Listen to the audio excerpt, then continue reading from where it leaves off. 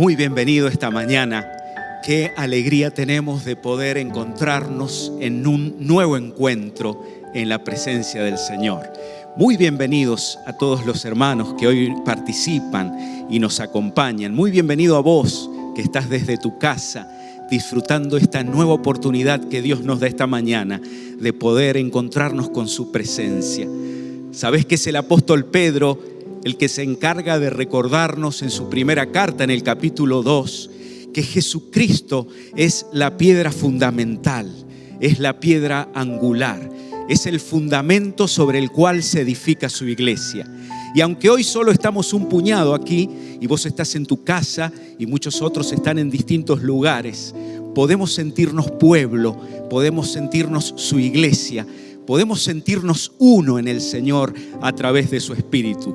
Así que ninguno tiene permiso de sentirse solo. Vos que estás allí, nosotros que estamos en este lugar celebrando la presencia del Señor, podemos sentir la enorme bendición de sentirnos pueblo de Dios, con un propósito maravilloso que es anunciar y celebrar la obra de Jesucristo, anunciar la maravilla de Dios en el corazón de cada uno. Todo aquel que se acerca a Jesús no sale defraudado, porque Jesús quiere tener relación con vos, quiere que le conozcas. Por eso estamos contentos de participar en esta hora. Hoy vamos a celebrar su presencia cantando a su nombre.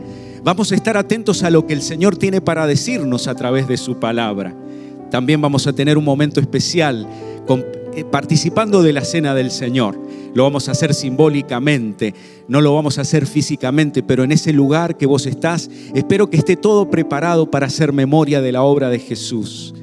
Y también te invito ahora a participar de este micro, de este especial a cargo de nuestro querido hermano, el doctor Fernando Sarabí, con este espacio que hemos llamado Preguntas Honestas, Respuestas Sinceras, Respuestas Accesibles, para que vos y yo podamos seguir profundizando. Le damos gracias a nuestro hermano que ha indagado honestamente en la palabra del Señor. Estamos mirando en estos días los milagros en la Biblia.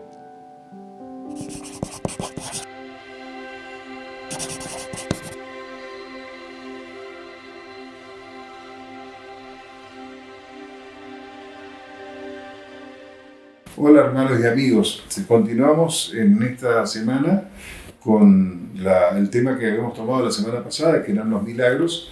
Hablamos de qué eran los milagros y si era posible que existieran, y vimos que la ciencia moderna no puede respondernos si existen o no existen.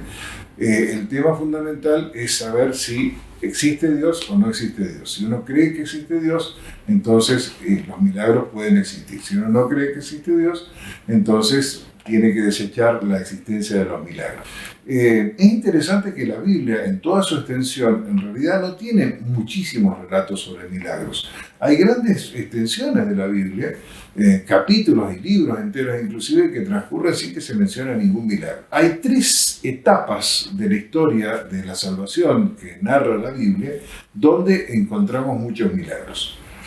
La primera es en el libro del Éxodo, a partir del Éxodo, ¿no es cierto?, sobre todo en Éxodo y Números, cuando Dios libra al pueblo de Israel de la esclavitud en Egipto bajo el liderazgo de Moisés.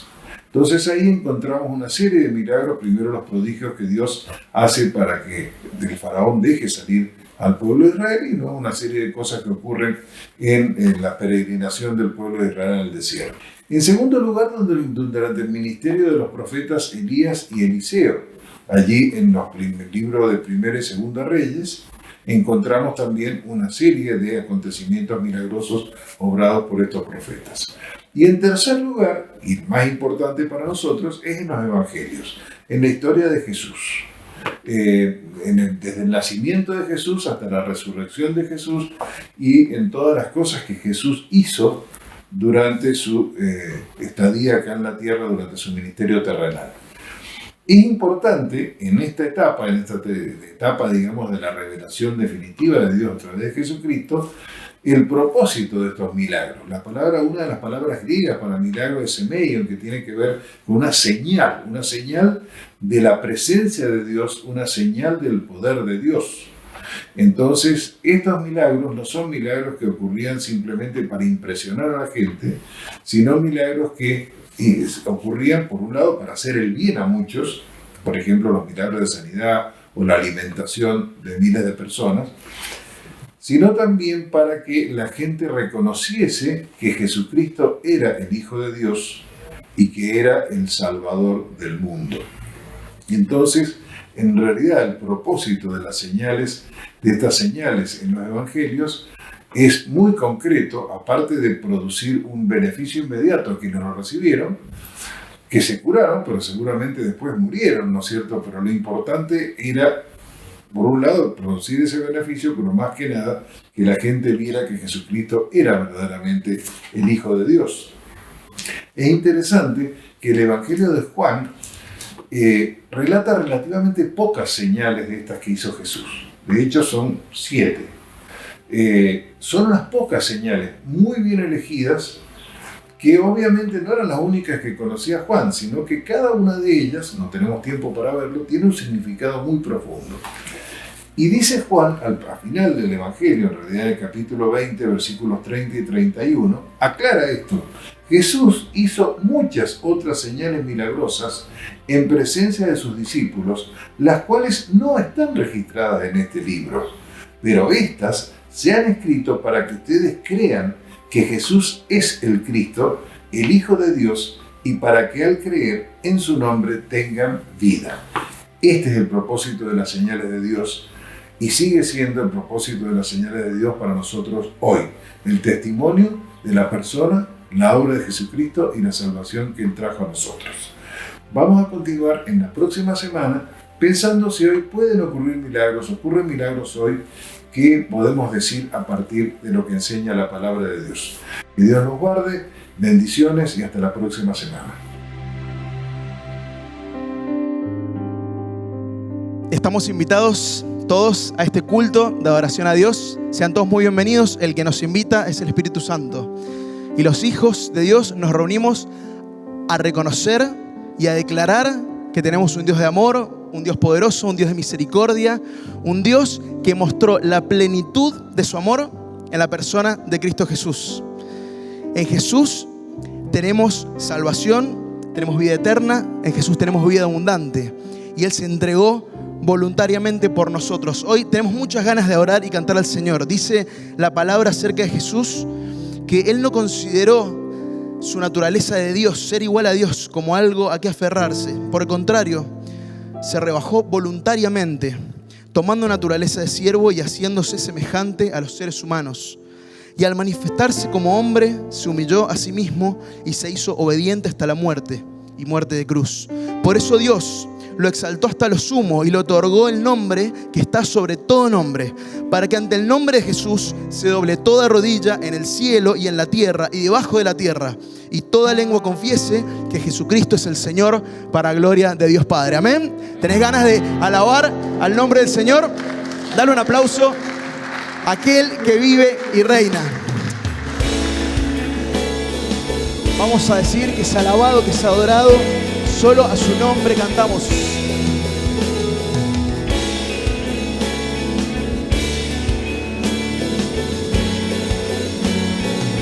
¿Cantamos juntos? Eres alabado, eres exaltado, tu nombre levantamos. Aleluya, aleluya. Eres adorado, te glorificamos. Sí, sí. Tu nombre levantamos. Aleluya, aleluya. A una sola voz nos unimos hoy. Tu iglesia, Señor. Adoración, Dios imparable, Dios de imposibles, inigualable, eres invencible, Dios imparable, Dios de imposibles, inigualable,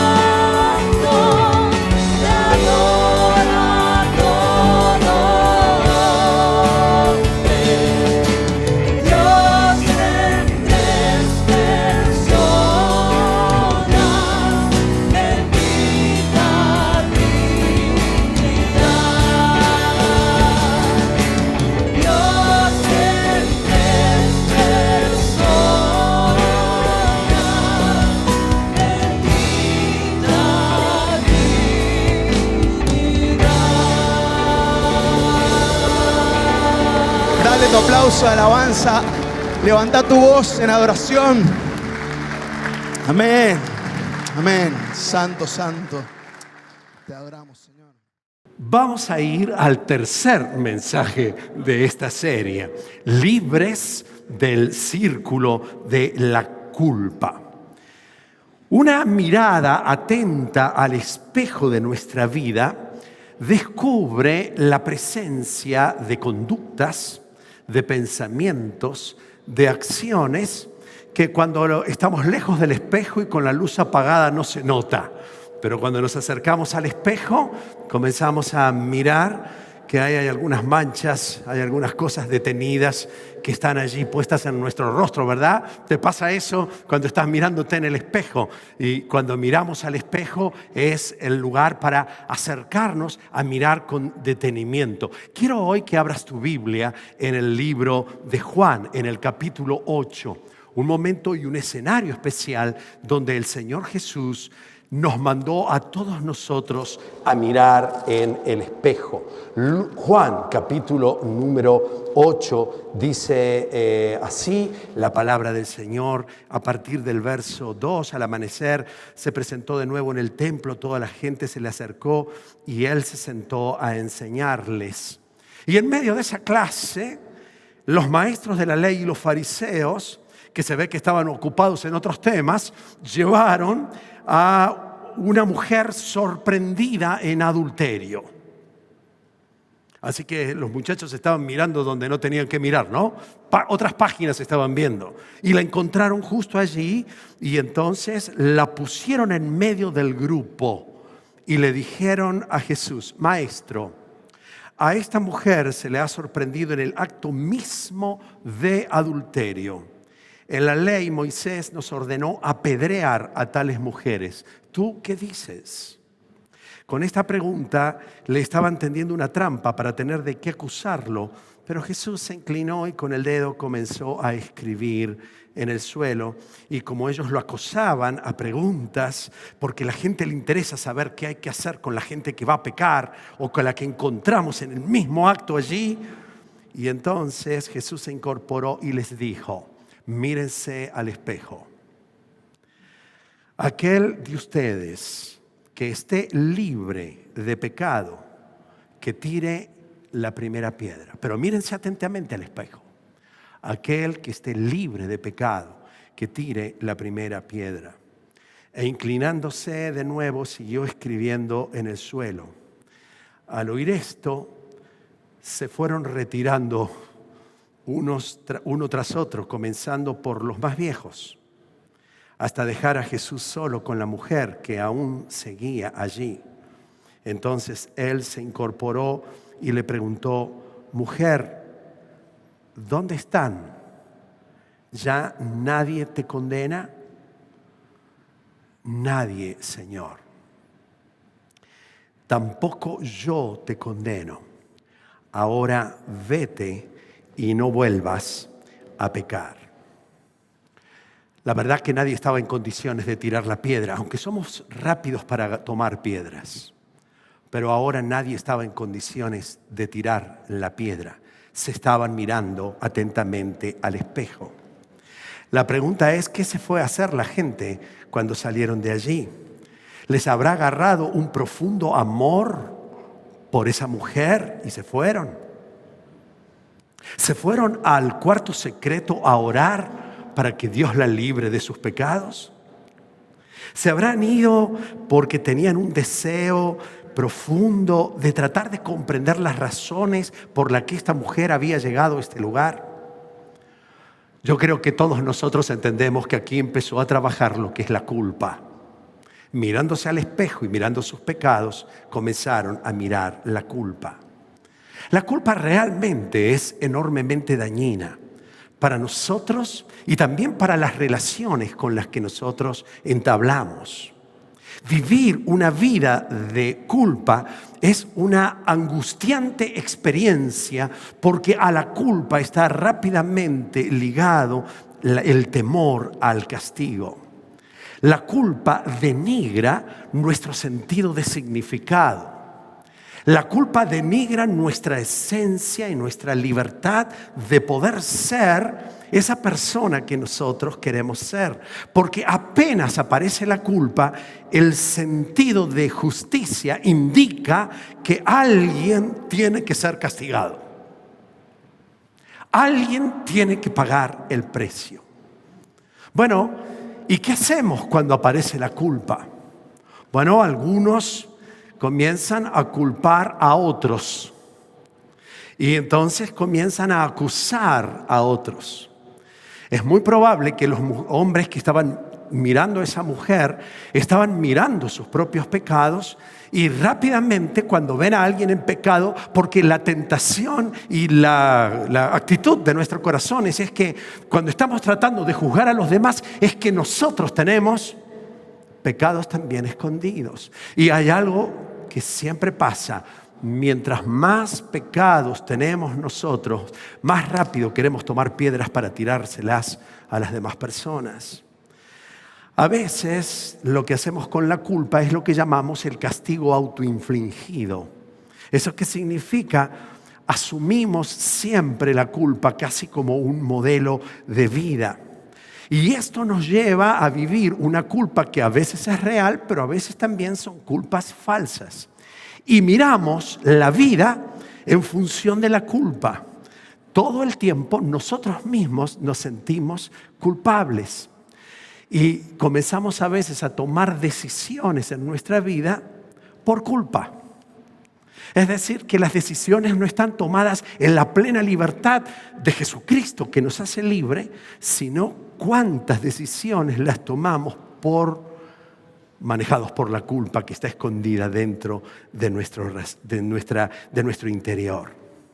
Otra de las reacciones que podemos tener ante la culpa es que tratamos de disminuir el sentido de la responsabilidad y el sentido de nuestro pecado. Bueno, todos lo hacen, no es tan grave, no es tan serio. Y entonces comenzamos quizá a echar la culpa a otras cosas como la herencia genética, el temperamento que tenemos, la crianza, la presión social, etcétera. Muchas formas de resolver el tema de la culpa. Pero hoy yo quiero proponerte un camino de libertad. Hoy yo quiero proponerte que vos enfrentes el tema de la culpa con una mirada nueva. Quiero que miremos hoy 5 pasos importantísimos para que vos puedas en todo tiempo ser libre del círculo de la culpa. Primera decisión que necesitamos tomar. Tenés que tomar en serio la gravedad del pecado. Si querés ser libre de la culpa, no tenés que minorizarlo. Tenés que tomar en serio la gravedad del pecado. Yo sé que se ha criticado mucho al cristianismo de ser una religión culpógena.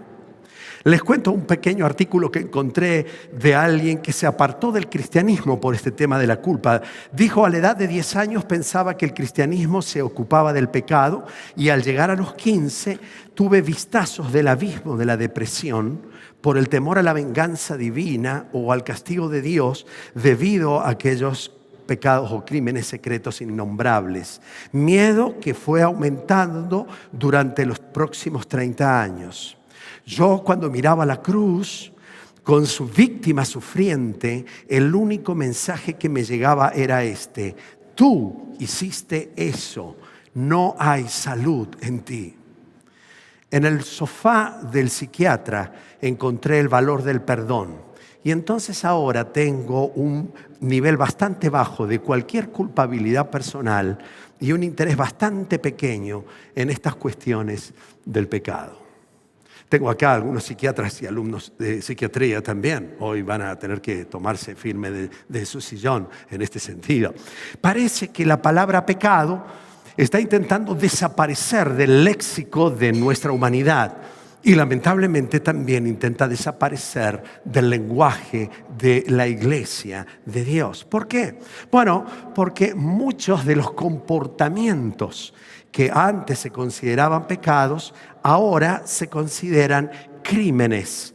Y entonces debe atenderlo la justicia. Salieron del ámbito de la fe o de la espiritualidad. Otros muchos de los comportamientos son considerados, como el caso de las adicciones, como enfermedades, por lo tanto, o síntomas de una enfermedad. Por lo tanto, el castigo ha sido reemplazado por tratamientos. Otros comportamientos han sido derivados en lo que se llama la irresponsabilidad colectiva. Es decir, transferimos la culpa de nuestro pecado personal a los comportamientos sociales. Y otros comportamientos, especialmente aquellos que son licenciosos o vergonzosos, simplemente han sido quitados, sacados del listado del nombre de los pecados, con el enfoque de tener la mente más abierta, haciendo que el lugar, el sillón del terapeuta, se transforme en el lugar donde nosotros necesitamos ser ayudados por nuestras inconsistencias.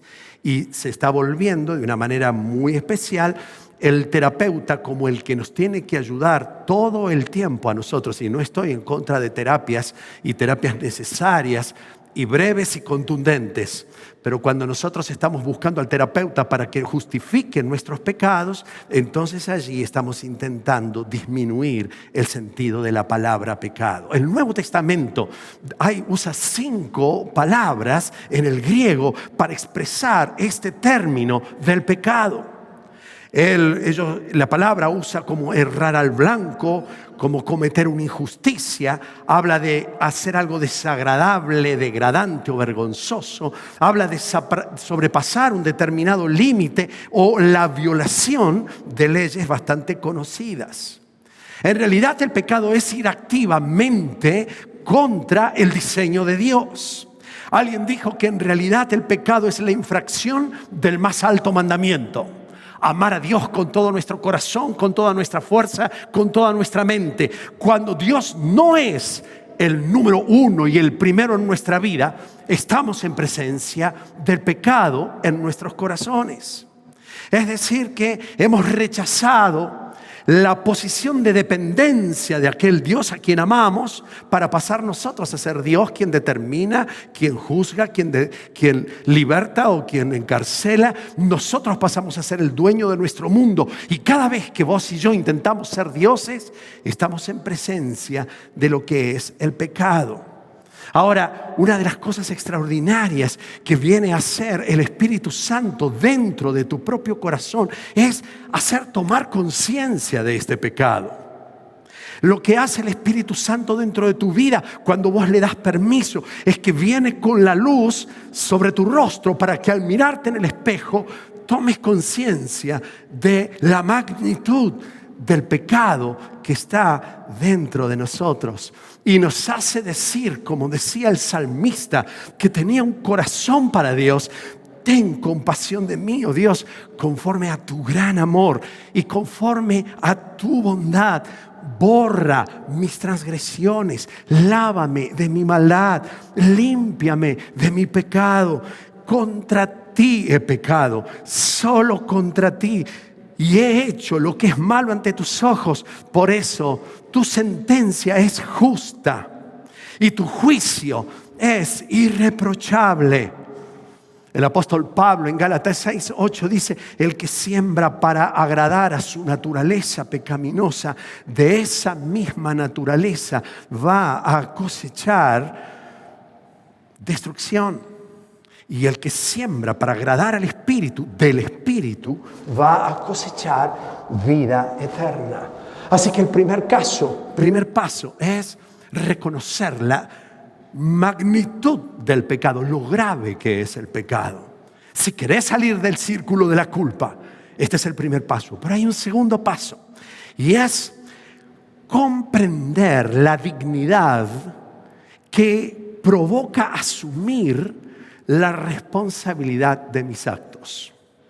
Cada vez que el Espíritu Santo de Dios te muestra tu pecado, lo que está ayudándote es que vos entiendas la dignidad de ser responsable. No sos víctima del pecado. Vos tomás tus decisiones. Y aunque a veces parece contrario, a nosotros nos trata Dios con la dignidad de decir: vos tenés libertad de escoger. Vos tenés la libertad de decir sí o no, y asumir tu responsabilidad te hace digno, en lugar de huir de tu responsabilidad. Muy lejos de lo que a veces nosotros pensamos, la idea de Dios de mostrarnos nuestros pecados es esta: mostrarnos la dignidad que como seres humanos nosotros tenemos. Nos enaltece como seres humanos, a diferencia de lo que sucede con los animales, que no se dan cuenta si está bien o si está mal. Los seres humanos sabemos lo que podemos ser, sabemos lo que somos y sabemos lo que deberíamos ser, por esta autoconciencia responsable de quién yo soy. Por lo tanto, tomar decisiones en la vida corresponde a la esencia de nuestro carácter de ser seres humanos dignos. C.S. Lewis dice: el pecado no consiste solamente en el intento de ser Dios, es también la negativa a ser seres humanos, desprendiéndonos de la responsabilidad de nuestros actos. Así que cada vez que culpo a otros, es un grave pecado para mí.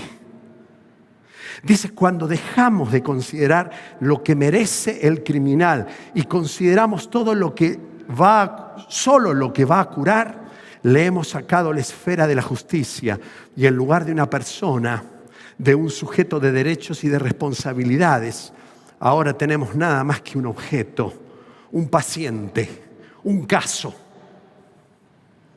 Por eso la Biblia toma muy en serio el pecado, porque toma muy en serio al ser humano, porque le importa a Dios tu vida. Es que entonces toma muy en serio el pecado. Jeremías se quejaba de parte de Dios y le decía a los profetas de su tiempo: cuando curan la herida de la hija de mi pueblo con liviandad, dicen paz, paz, pero no hay paz. El Señor en su palabra dice que cuando venga el Espíritu Santo sobre nosotros, hacer esa casa digna de su presencia, Él va a convencer al mundo de pecado, de justicia, de juicio. Porque el Espíritu Santo está enojado, porque el Espíritu Santo quiere que veas la gloria y la honra y la dignidad que vos podés tener. Jesús no le dice a la mujer: vete, aquí no ha pasado nada. No le dice a la mujer: bueno, ahora andate, está todo ok. Porque amaba a esa mujer, le dijo: yo no te condeno, pero este pecado que está en tu vida tiene que ser erradicado para que puedas vivir en la libertad. Vete y no peques más. La tercera cosa que necesitamos mirar para poder ser libres del círculo de la culpa es considerar la ira santa de Dios. Tema que a los creyentes nos parece imposible, de que Dios se enoje. La ira santa pareciera que fuera un tema del Antiguo Testamento. La ira santa parece que es un tema de los libros antiguos. Ahora Dios es amor. Antes Dios tenía ira, ahora no. Pero quiero decirte que no. Dios no cambia, no muda, no transforma su ser. Porque la ira, el enojo de Dios, es la reacción de la divinidad ante la presencia de la denigridad del pecado, de la mancha del pecado, del obstáculo que significa el pecado. Dios se enoja, y la ira santa de Dios es una ira amorosa también de Dios. Me acuerdo que tenía un compañero en quinto grado de la escuela, y estábamos allí en la clase, y un día vino así como con los monos ahí puestos, y me quebró todos los lápices de la cartuchera. Sacó la cartuchera, empezó a me rompió todo. Dijiste: ¿qué le pasa? Y yo era bastante llorón, más llorón de lo que soy ahora, así que fue rápidamente: señorita Emma, mire lo que me hizo a mi compañero, me rompió todos los lápices. Y la señorita Emma, mira, bueno, decirle a tu mamá que se compre otro. Qué rabia que me dio. Yo estaba esperando de parte de la señorita una actitud de justicia, que ella se enojara con quien se tenía que enojar, pero terminó enojándose conmigo porque yo me estaba quejando de que me había roto todos los lápices. Bueno, cada vez que hacen un acto de injusticia contra vos, vos estás esperando que Dios ejercite su ira, ¿o no? Decís, Señor, que esto no quede así. Señor, que no pase como inadvertido el pecado de esas personas. El tema es que cuando nos miramos a nosotros al espejo y vemos nuestros pecados, decimos, Señor, te pido que tengas misericordia, que no te enojes, que no te enojes. Pero por supuesto que Dios se enoja. Ahora, la ira no es como nuestra ira. La ira de Dios es absolutamente pura, es incontaminada. La ira de Dios es una reacción santa de Dios ante la presencia del pecado. Esa ira es controlada. Esa ira está basada en principios. No es un arrebato de parte de Dios. Es ese continuo y sereno antagonismo que incita el mal a la santidad de Dios. Por eso quizá el profeta Isaías, cuando entró en el templo, vio al Santo, Santo, Santo.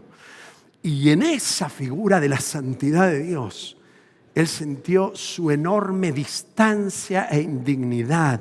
No dijo, qué lindo, abrazame, Santo, Santo, Santo.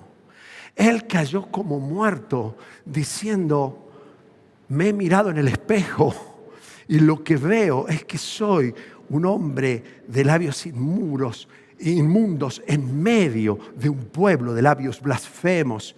Y no obstante, mis ojos han visto al Rey, al Señor Todopoderoso.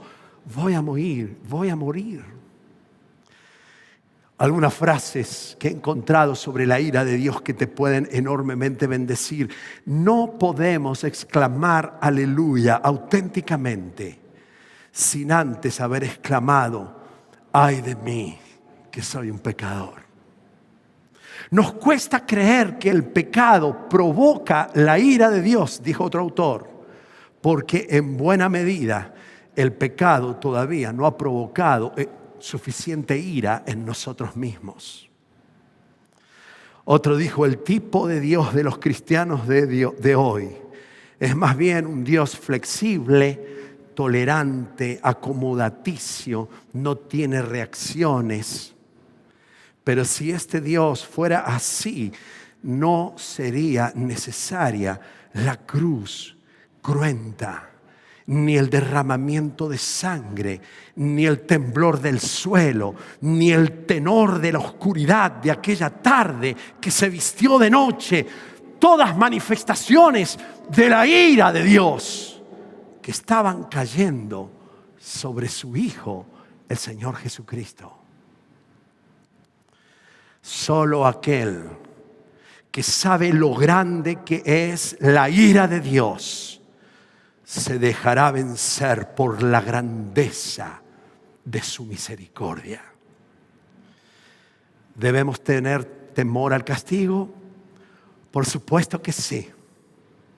La ira de Dios sigue vigente y en el último tiempo, quien no haya puesto su confianza en la cruz de Jesucristo, recibirá y tomará la copa de ira de Dios, que es santa, no es injusta, pero en aquel día del juicio habrá una manifestación increíble de la santidad de Dios a través de su ira, como reacción al pecado de las naciones, al pecado de los pueblos y al pecado de cada corazón de los hombres. Pero, qué lindo, qué lindo. No hay por qué vivir con temor a ese castigo si nosotros creemos y nos aferramos y confiamos en la provisión de Dios a través de la propiciación. Ay, pastor, que ha salido con una palabra complicada. Ya he traído palabras complicadas, la justificación de esa imagen del escenario de Dios en un tribunal. La otra palabra que traje, que no es tan complicada, la palabra reconciliación, de la mirada de la familia. Ahora traigo una palabra sacada del templo, que es el propiciatorio. Era la tapa que cubría al arca del pacto, el lugar donde la presencia de Dios viajaba en el Antiguo Testamento. Y dice que una vez al año el sacerdote había matado a un cordero y la sangre de esa expiación que había sido hecha la derramaba sobre el propiciatorio. ¿Para qué? Para apaciguar la ira de Dios. Jesucristo derramó la sangre en la cruz del Calvario. Y esa sangre derramada estaba diciéndole al Padre: Padre, todos los que pongan su confianza en esta obra que estoy haciendo, ya no habrá castigo, no hay condenación, ya no habrá más elementos de culpa ni transgresión, porque la sangre del Señor Jesucristo es para nosotros la propiciación. Y por eso podemos decir con certeza a los que hemos puesto nuestra confianza en la cruz del Calvario: Dios ya no está más enojado con nosotros. ¿Por qué? Porque Él es nuestra propiciación. Alabado sea su glorioso nombre. Dice Romanos capítulo 3: ustedes son justificados gratuitamente por su gracia, mediante la redención que es en Cristo Jesús, a quien Dios puso como propiciación por medio de la fe en su sangre, para manifestar su justicia a causa de haber pasado por alto en su paciencia los pecados pasados. Aleluya. Qué bueno. Qué bueno. Esta figura de la salvación es una figura extraordinaria que me ayuda a entender más profundamente esa obra de Jesucristo en la cruz, que nos libra de toda culpa. No necesito sobornar a Dios diciéndole: Dios, si yo me porto bien, entonces vos me vas a empezar a querer un poquito más. Si yo hago este sacrificio, si yo asumo la culpa de todo el mundo, Cristo asumió la culpa de toda la humanidad. No tengo que asumir las culpas ajenas ni las propias. Puedo tirar las piedras que condenan a los demás y las piedras que me condenan a mí mismo. Puedo salir del agujero de la angustia y del temor al rechazo y al fracaso, y del temor al castigo. Puedo y no necesito ya condenar a los demás, porque Jesucristo es nuestra propiciación. Primera Juan, con ternura, le dice a los cristianos: hijitos míos, estas cosas se las escribo para que no pequen. Pero si alguno ha pecado, tenemos abogado para con el Padre, a Jesucristo el justo. Él es la propiciación por nuestros pecados.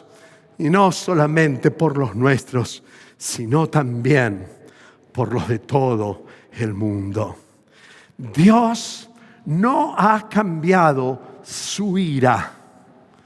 Dios ha mostrado su ira que merecíamos nosotros contra su Hijo Jesús, ofreciéndose como propiciación que satisfaciera y calmara el enojo de Dios.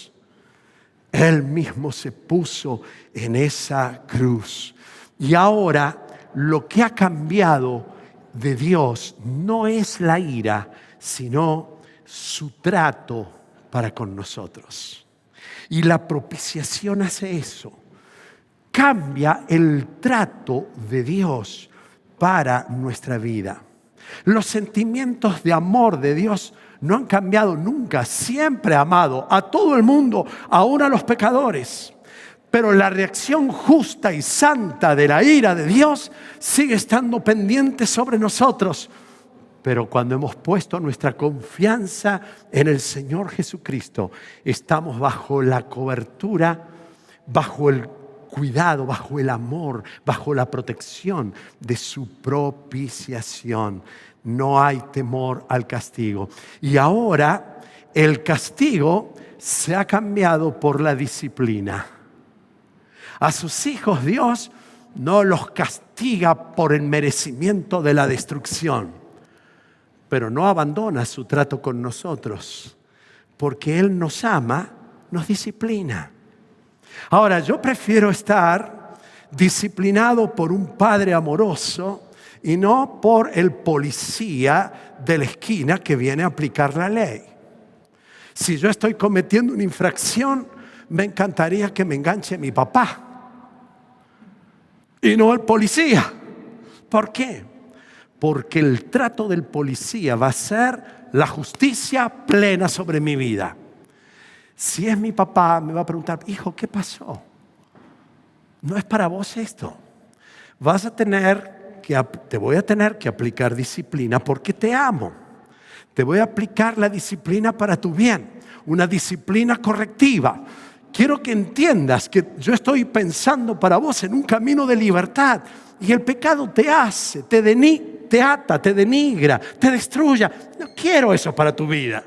Entonces, ¿qué hace el Padre? Nos disciplina.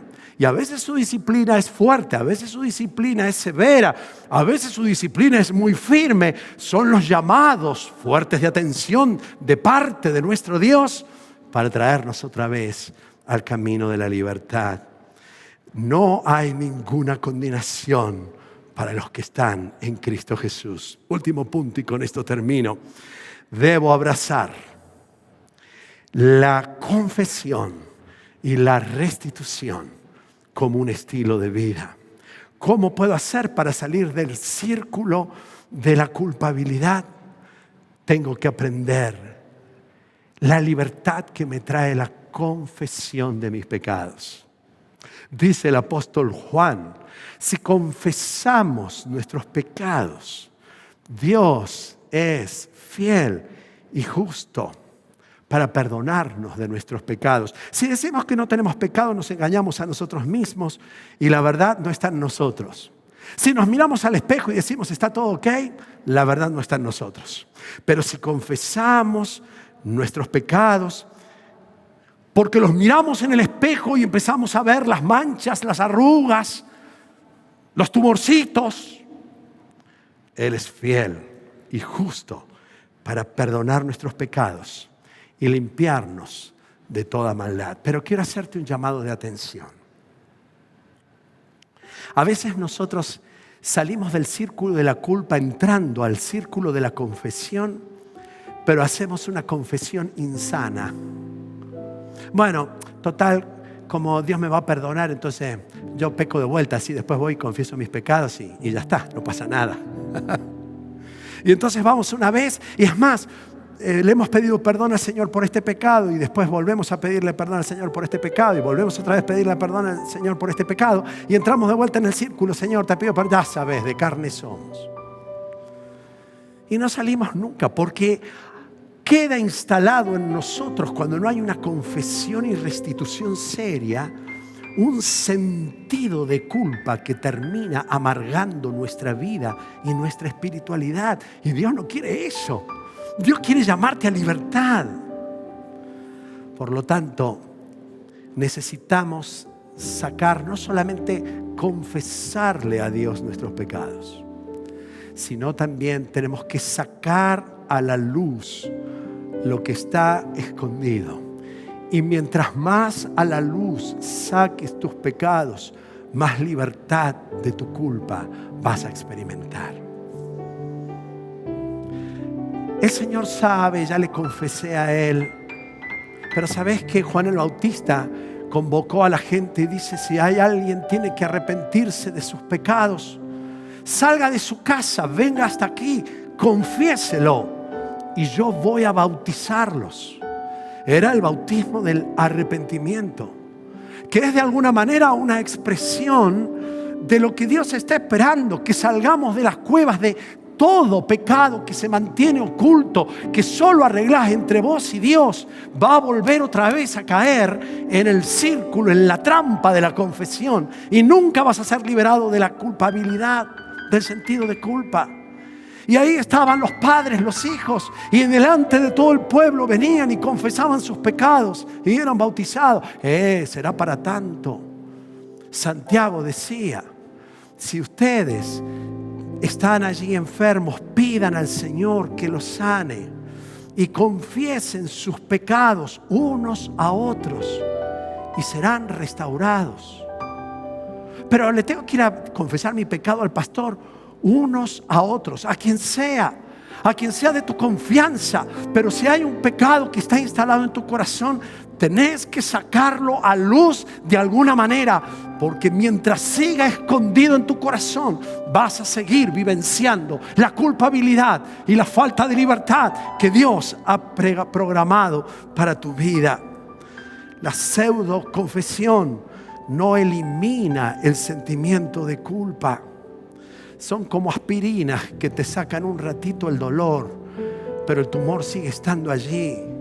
Necesita ser abiertamente confesado y necesitas restaurar y restituir las deudas que tenés con otras personas. No es solamente: ay, Señor, vos sabés que tengo un problema con esta lengua, soy un poquito chismoso. Y casi que vamos al espejo con esa cosa de pícaros, ¿no? Esa actitud pícara que solemos tener, y más como argentinos nos pasa eso, ¿no? Vamos como con picaresca. Señor, soy un poquito chismoso. Y el Señor dice: quiero hacerte libre de esa culpa. Así que la próxima vez que hables a alguien algo de alguien, vas a ir a ese alguien y le vas a decir: quiero pedirte perdón, porque ayer hablé mal de vos. Eso. Bueno, es que estuve trampeando un poco en el examen. Bueno, tenés que sacar a luz y tenés que restituir. Andá y habla con tu profesor y decirle: esto lo copié, pero me va a anular el examen, puedo llevarme la materia. ¿Qué consecuencias? ¿Pero qué estamos jugando acá? ¿O queremos salir seriamente de la culpabilidad? Eso que saqué de la empresa, ese informe que di mentirosamente, ahora tengo que ir y decir: el informe no fue tal cual como yo lo declaré. ¿Pero qué tengo que ir? ¿Pero puedo perder mi trabajo? Por supuesto, puede pasar. Pero te aseguro que no vas a seguir hablando mal de las otras personas nunca más. Va a ser muy difícil que reincidas en tu pecado. Has revelado a otro lo que alguien te confesó en secreto, en el secreto de tu grupo de crecimiento. Ay, es que se me escapó. Eso es un pecado que otra vez te lleva a la culpabilidad. Y Dios te dice: vamos a vivir en la libertad. ¿Y qué tengo que hacer? Andá y restituí. Si robaste plata, andá y devolvela. Si pediste plata prestado y no lo hiciste, empezá a trabajar y devolvé hasta el último céntimo. ¿Pero acaso no he sido liberado y no hay condenación? Pero por supuesto que no hay condenación. Pero si vos querés salir del círculo de la culpa, va a tener que haber restitución, porque eso es confesar en serio nuestros pecados al Señor. No es una pseudo confesión. Es la libertad con la que hoy Dios está llamándonos para que seamos libres. Vamos a llevar nuestra ofrenda al altar. Pero si tenemos a alguien que está en contra de nosotros, o sabemos que hay una deuda con alguien, dice el Señor: antes de que comas de este pan y bebas de esta copa, antes que vayas a llevar tu adoración al Señor, frená, anda, arréglate. Confesión, libertad, no más culpas, para la gloria de Dios. Que Él te bendiga.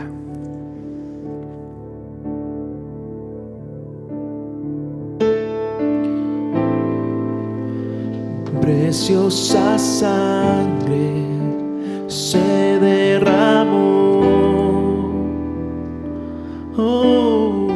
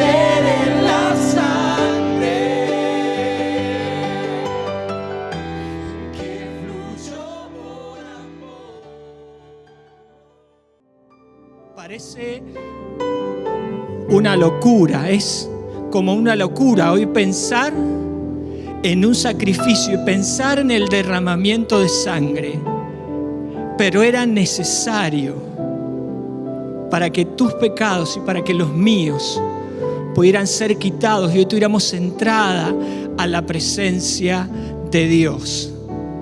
Hablamos de la sangre porque fue la sangre del Hijo de Dios que se derramó para quitar los pecados del mundo. Ese es el poder que tiene la sangre, para quitar mis pecados y para quitar los tuyos si te pones bajo el poder de la sangre de Jesús. Hoy has escuchado cómo podés ser libre de una de las quizás esclavitudes más grandes que puedas tener, que es la de la culpa.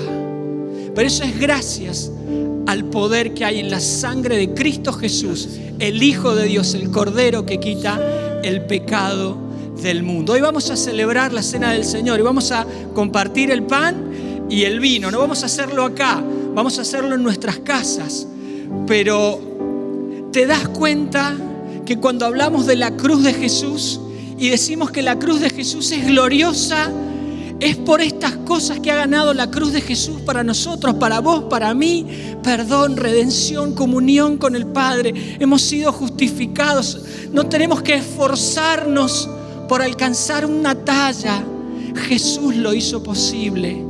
Quiero invitarte a que hoy la Biblia en 3 versículos explica lo que hizo Jesús con los discípulos. Probablemente ellos no lo habían terminado de entender del todo. Y créeme, yo todavía no lo termino de comprender en su profundidad. Pero espero que hoy vayamos con gratitud a compartir ahí en casa el pan y el vino. Vayamos con un profundo deseo de que Dios siga transformando nuestras vidas y restaurándonos a esa relación con el Padre. Quiero que ahora inclines tu rostro y le demos gracias a Dios por la sangre de Jesús. Señor, gracias.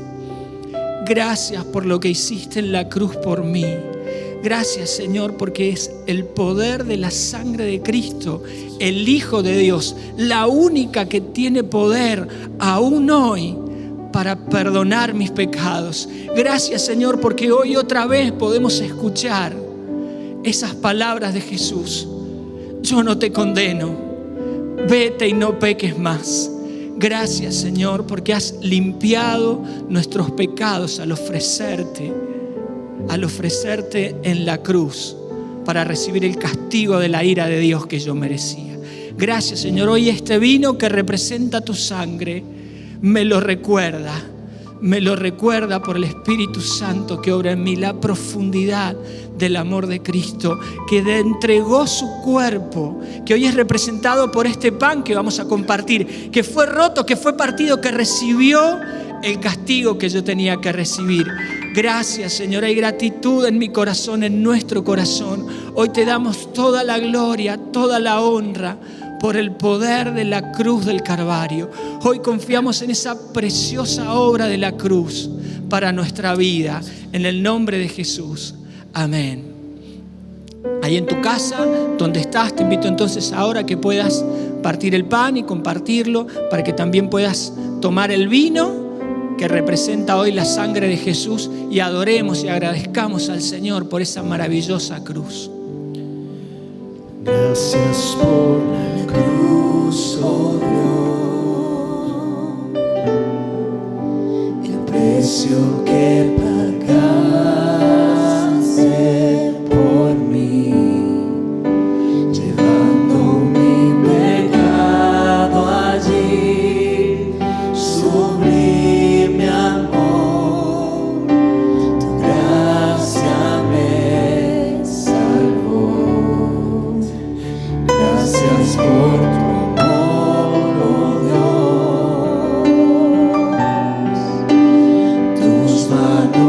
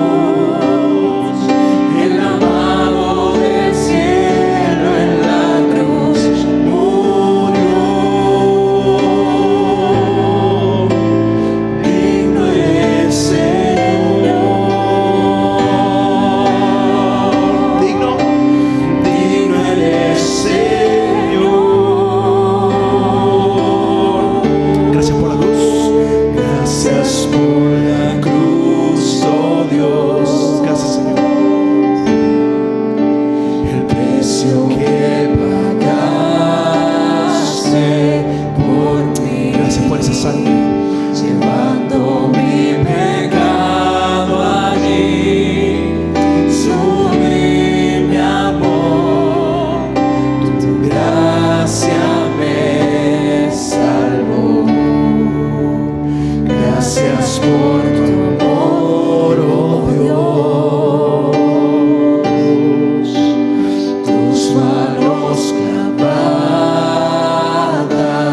por mí.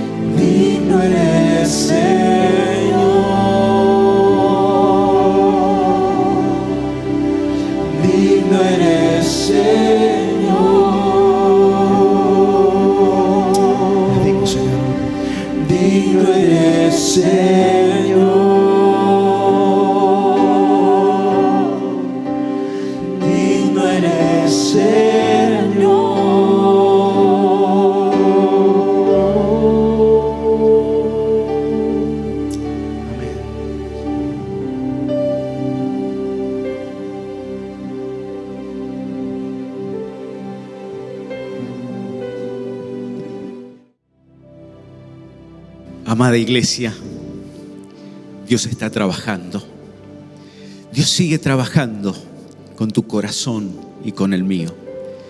Por eso damos tantas gracias al Señor por traer libertad a nuestros corazones, por volver a revelarnos el propósito de su corazón, que es que vivamos vidas libres para disfrutar de su comunión, para disfrutar de su presencia.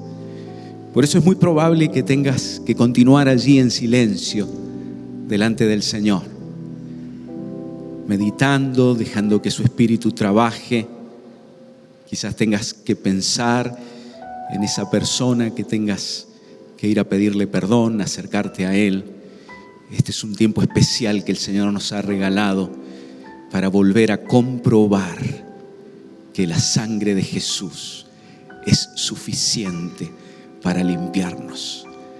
Ahora pues, no hay ninguna condenación para los que están en Cristo Jesús. Por eso, mi querido amigo, también a vos, quería invitarte a que te acerques al Señor Jesús. Que te animes a hablarle, llamarle a esa persona que te pasó el link, que te invitó a que participaras de este encuentro, porque quisiéramos seguir en contacto con vos y ayudarte a encontrar a Jesús para que puedas experimentar verdadera libertad. Gloria le damos al Señor.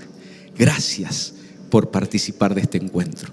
El próximo miércoles nos encontramos a las 21 horas para seguir disfrutando de los encuentros de oración. Preciosos encuentros de oración. No solamente venimos a los encuentros de oración porque necesitamos dirección, porque estamos viviendo días difíciles, sino que también son una sana costumbre disfrutar de la comunión, de la oración, como nos enseñó Jesús, porque Él caminaba momento tras momento con el Padre y disfrutaba del diálogo constante con el Padre Celestial. Y para nosotros se ha convertido en una cita impostergable tener ese momento de intimidad en la presencia del Señor, para venir a agradecerle, para venir a pedirle también, para venir a interceder unos por otros. Y el sábado, el fin de semana, los encuentros de edades.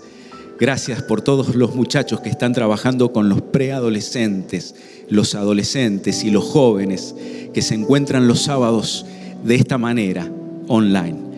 No te olvides el próximo domingo también de conectarte. Y ahora, en unos minutos nada más, disfrutar también de la iglesia para niños. El encuentro especialmente armado, pensado, orado, para que los niños también puedan conocer la palabra del Señor. Que el Señor te bendiga. Nos encontramos el próximo domingo.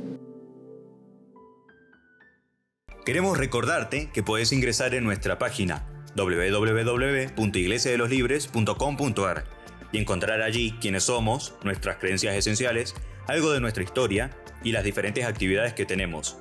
El año pasado comenzamos el proyecto de un lugar de campamentos, en conjunto con el Hogar de Niños Betel.